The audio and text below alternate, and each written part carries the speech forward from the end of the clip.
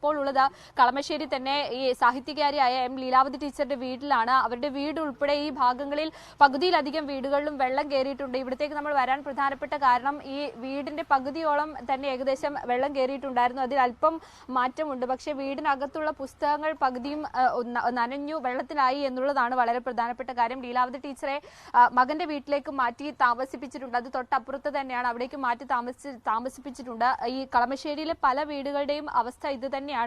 ഈ ഇത്രയും നാൾ രേഷ്മ സൂചിപ്പിച്ചതുപോലെ തന്നെ കഴിഞ്ഞ മഴ, അതായത് 2018 പ്രളയത്തിന് ശേഷം ഇത്രയും സ്ഥലങ്ങളിൽ വെള്ളക്കെട്ട് ഉണ്ടാകുന്നതും കൂടുതൽ ആളുകളെയും മാറ്റി പാർപ്പിക്കേണ്ടി വരുന്നതും ആദ്യമായിട്ടാണ്. പറഞ്ഞതുപോലെ തന്നെ കളമശ്ശേരി മാത്രം ഏകദേശം 400-ലധികം വീടുകളിലാണ് വെള്ളം കയറിയിട്ടുള്ളത്. അതോടൊപ്പം തന്നെ 2 ദുരിതാശ്വാസ ക്യാമ്പ് ഈ പ്രദേശത്ത് മാത്രം ക്രമീകരിക്കുകയും ചെയ്തിട്ടുണ്ട്. നേരത്തെ മന്ത്രിയുടെ മണ്ഡലം കൂടിയാണ്. അതുകൊണ്ട് തന്നെ കൂടുതൽ കാര്യക്ഷമമായി ഇടപെടും എന്നുള്ളതാണ് മന്ത്രി അല്പസമയം മുൻപ് മാധ്യമങ്ങളെ കണ്ടപ്പോൾ വ്യക്തമാക്കിയിട്ടുള്ളത്. അതിൽ പ്രധാനമായും പറയുന്നത് കയ്യേറ്റങ്ങൾ ഉൾപ്പെടെയുള്ള കാര്യങ്ങളുണ്ട്. അതുകൊണ്ട് അത് കൃത്യമായി പരിശോധിച്ചതിന് ശേഷം അതിലൊരു തീരുമാനം എടുക്കും എന്നുള്ളതാണ് പറഞ്ഞിട്ടുള്ളത്. ഏതായാലും ഈ കളമശ്ശേരി ഉൾപ്പെടുന്ന സ്ഥലങ്ങളിൽ കൂടുതൽ മഴ പെയ്യുന്നു എന്നുള്ളതാണ് മനസ്സിലാക്കുന്നത്. അതിൽ കുസാറ്റിലെ ശാസ്ത്രജ്ഞർ ചില കണ്ടെത്തലുകൾ നടത്തിയിട്ടുണ്ട്. അവിടെ മേഘവിസ്ഫോടനം നടന്നിട്ടുണ്ട്. അതായത് ഒരു മേഘവിസ്ഫോടനത്തിന്റെ ഒരു സാധ്യത തള്ളിക്കളയാൻ കഴിയുകയില്ല എന്നുള്ളതാണ് ശാസ്ത്രജ്ഞർ പറഞ്ഞിട്ടുള്ളത്. അത് തന്നെയാണോ സംഭവിച്ചിട്ടുള്ളത് എന്നുള്ള കാര്യം കൂടി പരിശോധിക്കേണ്ടിയിരിക്കുന്നു. ഏതായാലും അല്പം ഒരു മാറ്റം ഇപ്പോൾ മഴയ്ക്കുണ്ട്. പക്ഷെ അത് മാറിയെന്ന് പറയാൻ കഴിയുകയില്ല.